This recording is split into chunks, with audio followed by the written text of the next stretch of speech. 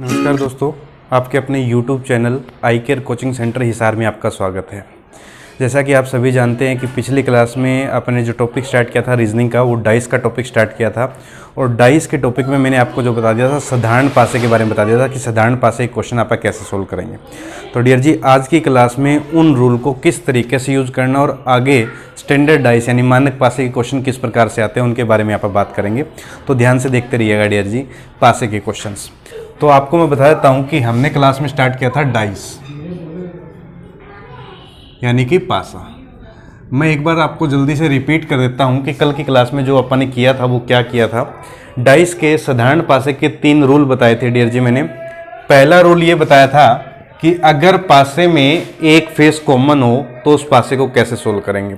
तो डियर जी, पासे में एक फेस कॉमन हो तो क्या बताया था मैंने, इस तरीके से आपका पासा आएगा। और मैंने बताया कि इसमें कितने फेस कॉमन है, एक फेस कॉमन है। एक फेस कॉमन का मतलब देखो 2 यहाँ पे भी आ रहा है और 2 यहाँ पे भी आ रहा है। इस तरीके से किसी भी पासे में आपको एक नंबर कोई रिपीट दिखाई दे तो उसको कैसे सोल्व करना है, ये हमारा पहला रूल था। तो इसमें मैंने आपको बताया था कि अगर कोई भी फेस कॉमन है, एक फेस कॉमन है, तो आपका जो कॉमन फेस है वो इसके नीचे लिख दीजिए। जैसे इसमें 2 कॉमन आ रहा है तो इसके नीचे लिख दिया, और इसमें 2 कॉमन आ रहा है तो वो इसके नीचे लिख दिया। उसके बाद क्या करना था कि जो कॉमन फेस है वहां से क्लॉकवाइज डायरेक्शन में चलना था, जैसे घड़ी घूमती है उस डायरेक्शन में चलना है। तो 2 के बाद क्या आया हमारा 4, 4 के बाद क्या आया 6, तो 2 के बाद 4 आया, फिर 6 आया, तो 2 के बाद 4 और 6 लिख दिया। जो काम इसमें करा वही काम आप क्या कर दीजिएगा, इसमें कर दीजिएगा। कॉमन फेस से शुरू होना है, घड़ी की दिशा में चलना है। तो 2 के बाद क्या आया 1 और 3, तो 2 के बाद क्या लिख दिया 1 लिख दिया, और उसके बाद क्या लिख दिया 3 लिख दिया। इतना काम होने के बाद हमारा क्वेश्चन सोल्व हो जाता है कि जो नंबर जिसके सामने आता है वो उसका अपोजिट फेस होता है। यानी 6 के सामने क्या आया 3, और 3 के सामने क्या आया 6, यानी 6 का अपोजिट क्या आएगा 3, और 3 का अपोजिट क्या आएगा 6। 4 का अपोजिट क्या 1, और 1 का अपोजिट क्या 4। 2 का अपोजिट क्या 2। क्या 2 का अपोजिट 2 कभी हो सकता है पासे में? कभी भी नहीं हो सकता। तो 2 का अपोजिट 2 तो हो नहीं सकता। तो कौन सा नंबर बच गया? देखो 1 भी आ गया, यहाँ पे 2 भी आ गया, 3 भी आ गया, 4 भी आ गया, 6 भी आ गया। नंबर कौन सा बच गया जो नहीं आया? यहाँ पे क्या आ गया 5। 5 नहीं आया ना, तो 2 का अपोजिट क्या आएगा 5, और 5 का अपोजिट क्या आएगा 2। उसके बाद मैंने एक बात बताई थी कि आपको ध्यान रखना है कि जो भी नंबर कॉमन होता है उसका विपरीत फेस हमेशा कौन सा नंबर होता है? Hidden number. हिडन का मतलब होता है जो दिखाई नहीं देता, और कॉमन का मतलब होता है जो नंबर रिपीट हो रहा है। तो इसमें देखो रिपीट क्या हो रहा है 2, तो 2 क्या है कॉमन। इन दोनों डाइस में देखो कौन सा नंबर दिखाई नहीं दे रहा, दिखाई क्या नहीं दे रहा 5, तो 5 क्या हो गया हिडन। ये आपस में हमेशा क्या होंगे विपरीत होंगे। ये हमारा पहला रूल था। दूसरा रूल देखिएगा क्या था। दूसरा रूल था हमारा कि जब पासे दिए गए और उसमें कितने फेस कॉमन आ जाए 2 फेस। पहला रूल था जिसमें 1 फेस कॉमन था, और दूसरा रूल हमारा कितने फेस कॉमन आएंगे 2 फेस। 2 फेस कॉमन कैसे? इसमें देखो 1 भी आ रहा है और इसमें भी 1 आ रहा है, इसमें 5 आ रहा है और इसमें भी क्या आ रहा है 5। तो इस तरीके से इसमें कितने फेस कॉमन है 2 फेस। तो रूल क्या बताया था कि जब 2 फेस कॉमन आ जाए तो उन कॉमन फेस को छोड़ दीजिएगा, कॉमन फेस को छोड़ दीजिएगा। बच गया क्या? जो नंबर बच गए वो आपस में एक दूसरे के विपरीत होंगे। यानी यहाँ पे 6 बच गया और यहाँ पे 2 बच गया, तो 6 का विपरीत क्या आएगा 2, और 2 का विपरीत क्या आएगा 6। ये हमारा आंसर आ गया। उसके बाद मैंने आपको एक रूल बताया था, कॉमन फेस के विपरीत हमेशा कौन से नंबर बताए थे? Hidden number. यही बात बताई थी। कॉमन फेस के विपरीत कौन से नंबर बताए? Hidden number. तो कॉमन क्या है इसमें 1 और 5, क्योंकि 1 इसमें भी आ रहा है, इसमें भी आ रहा है, 5 इसमें भी आ रहा है और इसमें भी आ रहा है। तो 1 और 5 क्या है हमारे कॉमन नंबर। और हिडन नंबर क्या है? इसमें दिखाई क्या नहीं दे रहे? एक तो 3 दिखाई नहीं दे रहा, और एक क्या नहीं दिखाई दे रहा 4। बाकी सारे नंबर दिखाई दे रहे हैं, क्योंकि 6 और 2 तो यहाँ पे आ गए, 1 और 5 यहाँ पे आ गया, तो दिखाई क्या नहीं दे रहा 3 और 4। तो ये आपस में क्या होंगे डियर जी? एक दूसरे के विपरीत होंगे। यानी 1 का विपरीत क्या होगा? अगर कॉमन फेस का विपरीत पूछे तो हिडन सारे बता दो, और हिडन का विपरीत पूछे तो कॉमन सारे बता दो। यानी 1 का विपरीत अगर पूछ ले तो क्या आंसर बताओगे? 3 या 4। इसके 2 आंसर आएंगे, सिंगल आंसर नहीं आएगा। 5 का विपरीत पूछे तो आंसर क्या बताओगे? 3 या 4। 3 का विपरीत पूछे तो आंसर क्या बताओगे? 1 या 5। और 4 का विपरीत पूछे तो आंसर क्या बताओगे? 1 या 5। यानी इनका विपरीत पूछे तो ये बता दो, और इनका विपरीत पूछे तो ये बता दो। ये हमारा सेकंड रूल बताया था मैंने आपको लास्ट वीडियो के अंदर। अब देखिएगा थर्ड रूल क्या बताया था मैंने आपको।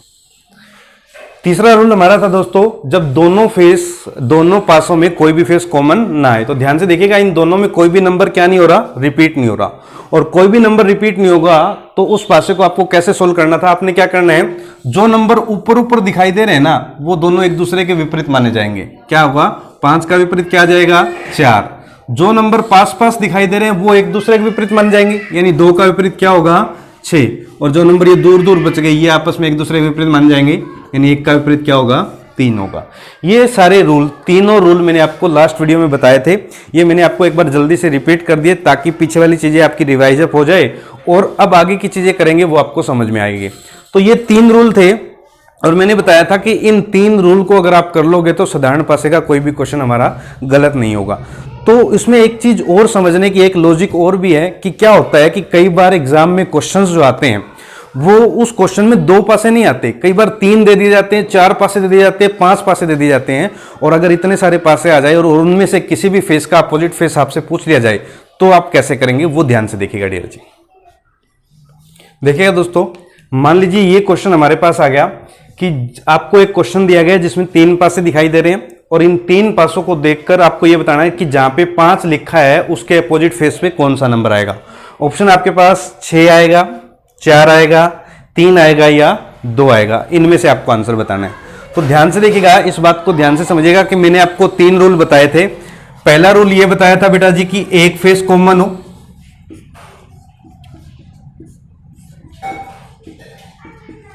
दूसरा रूल ये बताया कि 2 फेस कॉमन हो।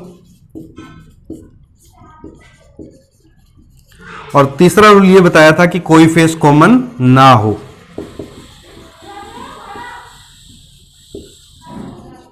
ये 3 रूल बताए और इन 3 रूल से बाहर हमारा डाइस का कोई क्वेश्चन नहीं बनता।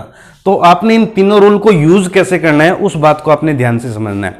तो देखिएगा, अब अगर मैं इसको जर्नली देखूं तो इस क्वेश्चन के 2 आंसर आते हैं। ये बात आपको क्यों समझनी है वो देखिएगा, इस क्वेश्चन के 2 आंसर आते हैं। कैसे आते हैं, ध्यान से देखिएगा। अगर मैं इन दोनों डाइस को देखता हूं, इन दोनों डाइस में देखो, यहां पे 2 है, 1 है, 5 है, 6, 4 और 3, इन दोनों में कोई फेस कॉमन आ रहा है क्या, नहीं आ रहा। और कोई फेस कॉमन नहीं आया तो मैंने आपको बताया था कि जो नंबर यहां पास पास दिखाई दे रहे हैं ना वो उसका अपोजिट होता है, यानी 5 का अपोजिट हमारा क्या आंसर आ गया, 6 आंसर आ गया। क्लियर होगी बात आपको। लेकिन अब आप क्या करो, इन दोनों डाइस को ध्यान से देखो, इन दोनों डाइस को देखो, यहां पे 1, 2 और 5 और यहां पे 1, 2 और 4। तो इन दोनों डाइस में कितने फेस कॉमन आ रहे हैं, 2 फेस कॉमन आ रहे हैं। कौन कौन से, 1 और 2 और 1 और 2, ये 2 फेस कॉमन आ रहे हैं कि नहीं आ रहे। और 2 फेस कॉमन वाले में रूल बताया था कि कॉमन 2 फेस कॉमन हो तो कॉमन फेस को छोड़ देना, जो बच गया आपस में विपरीत, यानी 5 का विपरीत क्या आया, 4। तो इसके हिसाब से हमारा आंसर कितना आया, 4। अब देखो डियर जी, रूल दोनों ही मैंने बताए हैं और रूल दोनों ही सही है, लेकिन इस क्वेश्चन के 2 आंसर आ रहे हैं। इन दोनों को देखें तो 5 का अपोजिट 6 आ रहा है और इन दोनों डाइस को देखें तो 5 का अपोजिट क्या आ रहा है, 4। यहां पे बहुत सारे बच्चे गलतियां कर जाते हैं, तो इसलिए क्वेश्चन का एग्जांपल लेके मैंने आपको बताया किस क्वेश्चन को किस तरीके से सोल्व करना है और हमारा सही आंसर क्या है। अब देखिएगा, हमारे ये 3 रूल मैंने बताया कि अगर एक फेस कॉमन हो तो कैसे सोल्व करते हैं, 2 फेस कॉमन हो तो कैसे सोल्व करते हैं और 3 कोई भी फेस कॉमन ना हो तो कैसे सोल्व करते हैं। अब ध्यान से देखिएगा डियर जी, हमारा सबसे ज्यादा प्रायोरिटी इस रूल के हिसाब से रहेगी। सबसे ज्यादा प्रायोरिटी जो आंसर की रहेगी और सबसे ज्यादा सही आंसर जो माना जाएगा इस रूल के हिसाब से माना जाता है। अब जब ये रूल अप्लाई ना होता हो, जब ये रूल अप्लाई ना होता हो तो हम आंसर किसके अकॉर्डिंग मानते हैं, इस रूल के अकॉर्डिंग। अगर ये रूल अप्लाई नहीं हो रहा तब आंसर किसके अकॉर्डिंग मानेंगे, इस रूल के अकॉर्डिंग। और जब ये दोनों रूल अप्लाई ना होते हो तो मजबूरी में ये तीसरा रूल यूज करेंगे, अदरवाइज इस रूल का यूज आप जनरली नहीं करेंगे। ये बात ध्यान से समझना डियर जी। सबसे ज्यादा प्रायोरिटी इस आंसर की, अगर ये ना हो तो ये वाला, अगर ये दोनों ना हो तो ये वाला रूल यूज करना है, अदरवाइज ये रूल यूज नहीं करना, इसका आंसर मान्य नहीं होगा अगर इनमें ऊपर वाले रूल लग रहे होंगे तो। मेरे कहने का मतलब इन दोनों में कोई फेस कॉमन नहीं है, मतलब ये वाला रूल लगा रहा हूं, तो जब अगर ये रूल अप्लाई होते हो तो इस रूल का यूज नहीं करेंगे, मतलब हमारा 6 आंसर नहीं आएगा, आंसर क्या आएगा, 4 आएगा। अब देखते हैं कैसे। इन दोनों डाइस से तो अपन ने सोल्व करके देख लिया कि आंसर 5 का अपोजिट क्या आया, हमारा 4 आया।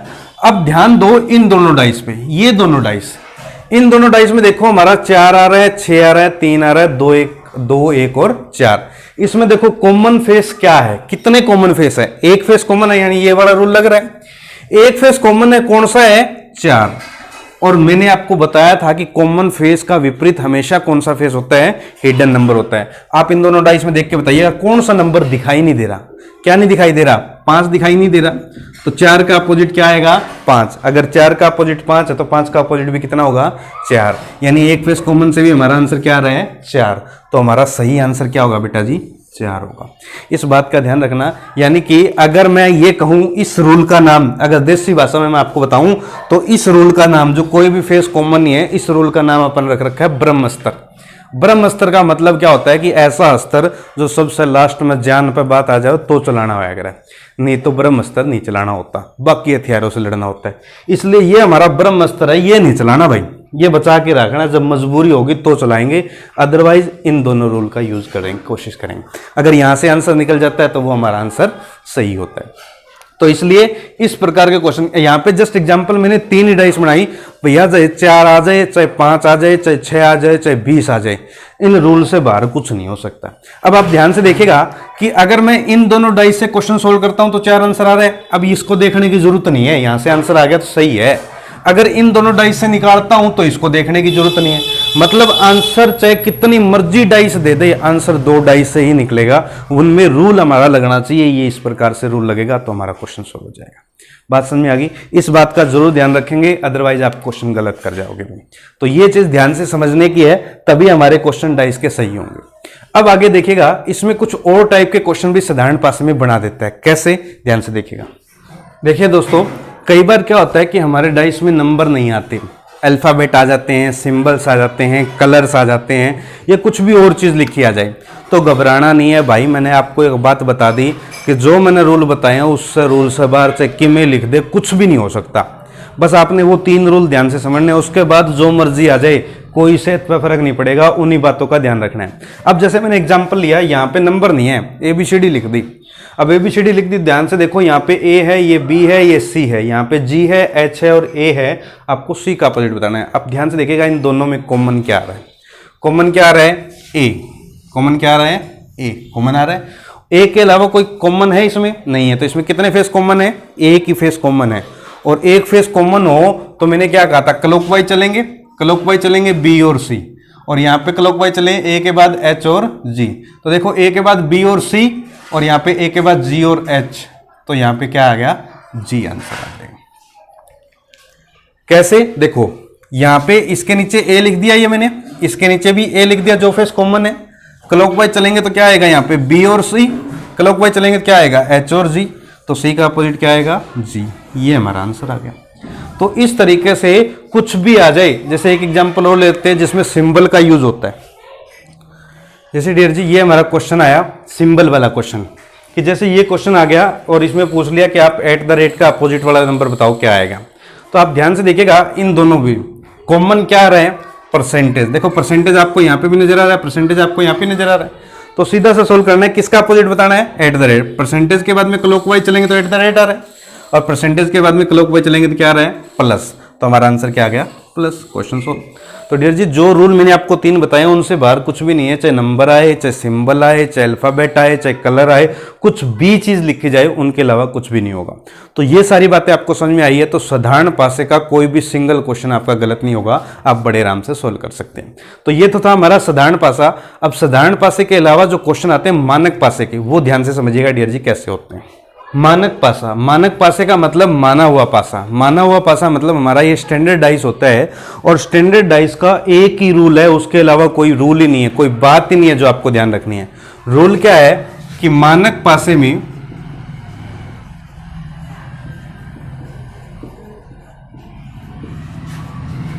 विपरीत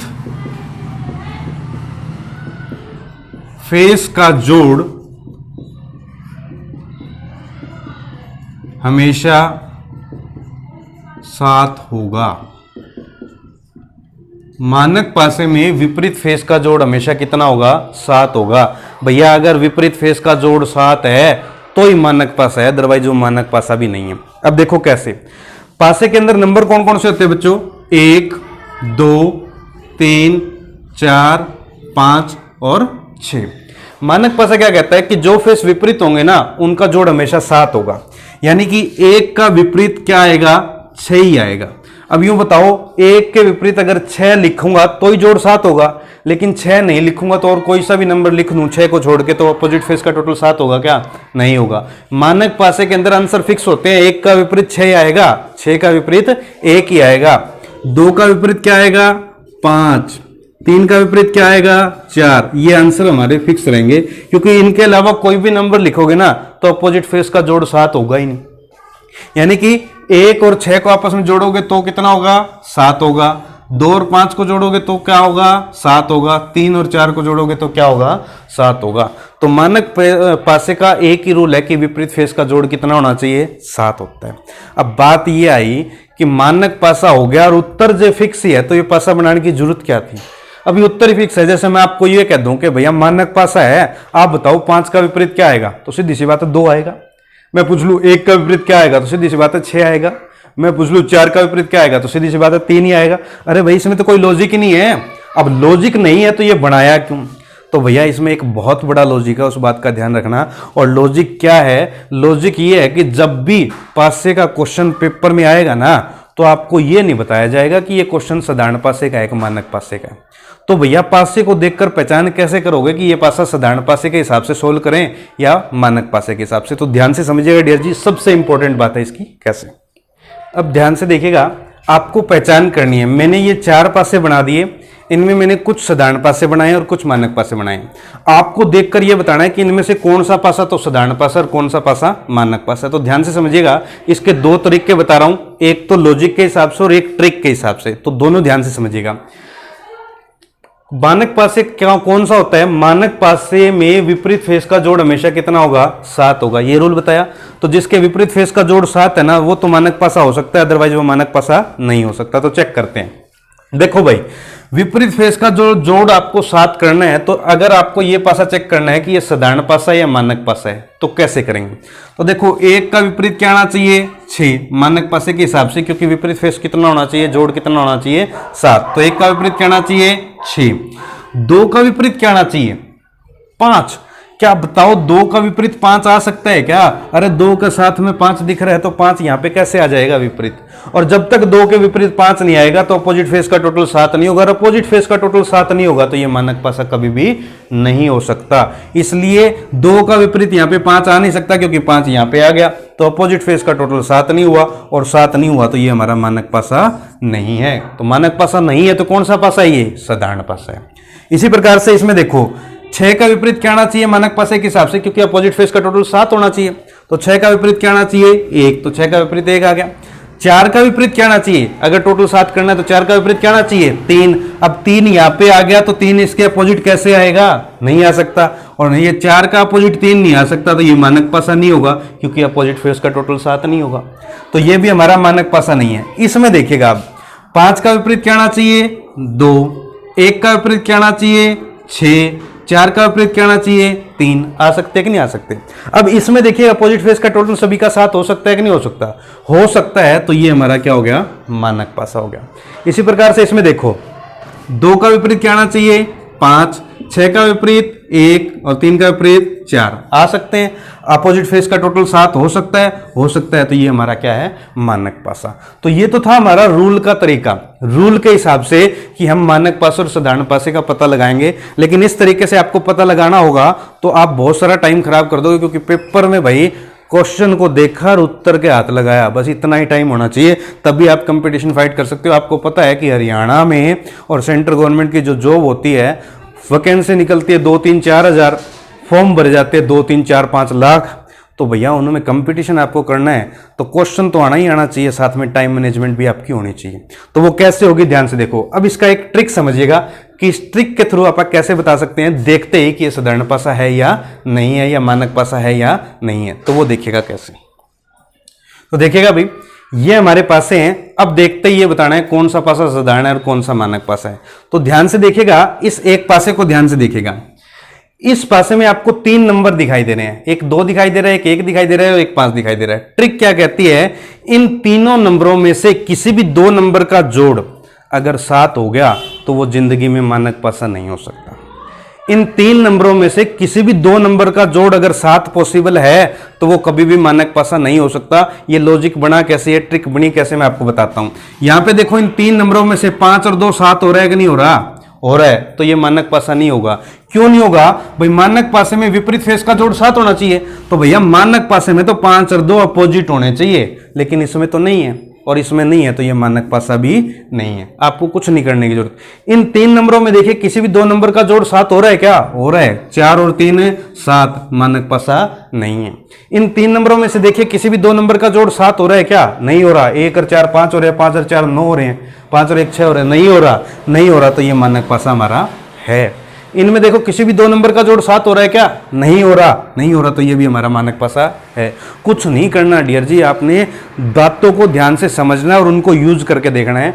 आपको ये 3 नंबर दिखाई दे रहे हैं, इन 3 नंबरों में से किसी भी 2 नंबर का जोड़ अगर 7 बना देते हो तो साधारण पासा है, और किसी भी 2 नंबर का जोड़ 7 नहीं बनता तो वो पासा मानक पासा है। ये बात आपको समझ में आ गई तो आप बड़े आराम से इसके क्वेश्चन सोल्व कर सकते हो। अब देखते हैं कुछ क्वेश्चंस, ध्यान से देखिएगा। ये 2 क्वेश्चन मैंने यहाँ पे लिखे हैं, इन दोनों क्वेश्चनों को ध्यान से देखिएगा। एक क्वेश्चन ये है और एक क्वेश्चन ये है। इसमें भी 2 का अपोजिट आपको बताना है कौन सा नंबर आएगा, और इसमें भी 2 का अपोजिट आपको बताना है कौन सा नंबर आएगा। पेपर में ये क्वेश्चन इसी प्रकार से आएंगे। आपको सिर्फ ये कहा जाएगा कि इसमें सिर्फ विपरीत फेस बताइए क्या होगा। आपको ये नहीं लिखा जाएगा कि ये पासा साधारण पासा है या मानक पासा है। तो आपने ध्यान क्या करना है, नोटिस क्या करनी है, बहुत इंपॉर्टेंट बात है, ध्यान से देखिएगा। इन दोनों पासों में आपको देखकर ये बताना है 2 का विपरीत क्या है। अब इसमें दोनों, सबसे पहले देखो इन दोनों पासों में कोई फेस कॉमन है, क्योंकि कॉमन होगा तो वो साधारण पासा होगा। तो सबसे पहले देखो कोई फेस कॉमन है, तो इन दोनों में आपको कोई भी फेस कॉमन नजर नहीं आ रहा, तो ये कॉमन फेस नहीं है। और कॉमन फेस नहीं है और साधारण पासे के हिसाब से देखोगे तो यहाँ पे 2 का अपोजिट क्या आ जाएगा? 3 आ जाएगा। अब सबसे पहले साधारण पासा है या नहीं है या मानक पासा, ये चेक करना पड़ेगा। तो इसमें देखो कोई भी 3 नंबर जो दिखाई दे रहे हैं उसमें किसी भी 2 का जोड़ 7 हो रहा है, हो रहा है। 6 और 1 7, इसका मतलब ये मानक पासा नहीं है। मानक पासा नहीं है तो साधारण पासा है, और साधारण पासा है और कोई फेस कॉमन नहीं है, तो मैंने क्या बताया था, ऊपर ऊपर वाले विपरीत, पास पास वाले विपरीत, दूर दूर वाले विपरीत। और दूर दूर वाले विपरीत यानी 2 का विपरीत पूछा है तो हमारा आंसर कितना आया? 3। तो इस क्वेश्चन का आंसर कितना आ गया? 3, हमारा क्वेश्चन सोल्व। लेकिन इसी प्रकार से इसमें देखो, इसमें भी कोई फेस कॉमन नहीं आ रहा, लेकिन क्या ये मानक पासा है? इसमें किसी भी 2 नंबर का जोड़ 7 हो रहा है। इस पासे में देखो ये 3 नंबर दिखाई दे रहे हैं, किसी भी 2 नंबर का जोड़ 7 है? नहीं है। इसमें भी किसी 2 नंबर का जोड़ 7 है? नहीं है। और अगर इनमें किसी भी 2 नंबर का जोड़ 7 नहीं है तो ये मानक पासा है। तो इसमें आप साधारण पासे का रूल नहीं लगाएंगे, रूल कौन सा लगाएंगे? मानक पासे का। मानक पासे का रूल लगाओ तो 2 का अपोजिट मानक पासे के हिसाब से क्या होना चाहिए? 2 का अपोजिट क्या होगा? अगर विपरीत फेस का जोड़ 7 होगा तो 2 का अपोजिट क्या लिखना पड़ेगा? 5 लिखना पड़ेगा। तो यहां पे हमारा आंसर कितना आया? 5 आंसर आ जाएगा। बात समझ में आ गई? सबसे पहली बात, अगर फेस कॉमन आएगा तो वो कभी भी मानक पासा नहीं हो सकता। कौन सा पासा होगा? हमेशा साधारण पासा। और अगर कोई फेस कॉमन नहीं है तो उसमें 2 ऑप्शन बचते हैं, एक तो साधारण पासे का रूल होता है, एक मानक पासे का रूल होता है। तो आपको चेक करना है कि अगर मानक पासा है तो प्रायोरिटी मानक पासे को ही देंगे, और अगर मानक पासा नहीं है तो मजबूरी में ब्रह्मस्त्र चलाना ही पड़ेगा। यानी कि हमारा तीसरा रूल लगाना ही पड़ेगा कि जब कोई भी फेस कॉमन ना हो। बात समझ में आ गई? तो इस तरीके से मानक पासे क्वेश्चंस आते हैं। तो इसके बारे में आप और भी डिटेल में पढ़ेंगे, वो आप पढ़ेंगे नेक्स्ट क्लास में। तो दोस्तों आज के लिए इतना ही, और हमारे साथ बने रहिएगा। और सारी चीज़ें आपको कंपटीशन एग्जाम की जो जॉब ओरिएंटेड कोर्सेज है उन सभी की तैयारी करवाई जाएगी। और हमारी क्लासेज में सिलेबस वही करवाया जाएगा जो पेपर में आता है, एग्जाम में आता है। कई सारी क्लासेज आपने देखी होगी यूट्यूब पर और कई सारी जगह आती है जिसमें जॉब ओरिएंटेड कोर्स तो करवा रहे हैं, लेकिन जो उसमें मैटर होता है, कंटेंट होता है, वो एग्जाम के लेवल का नहीं होता, यानी हमारे एग्जाम में आता ही नहीं है। आपको यहाँ पे वो सारी चीजें मिलेगी जो एग्जाम में आती है और लास्ट क्वेश्चन पे एग्जाम में आए हुए हैं। तो उन सारी चीजों को करना है आपको, तभी आप एग्जाम में तैयारी कर पाएंगे, तभी आप कंपटीशन फाइट कर पाएंगे। तो डियर जी, अगर आप हमारे चैनल पे नए हैं तो हमारे चैनल को लाइक करें, सब्सक्राइब करें, शेयर करें और बेल आइकन जरूर दबाएं ताकि आगे की नोटिफिकेशन आपको मिलती रहे। ठीक है दोस्तों, धन्यवाद। फिर मिलते हैं अपन अगली वीडियो में।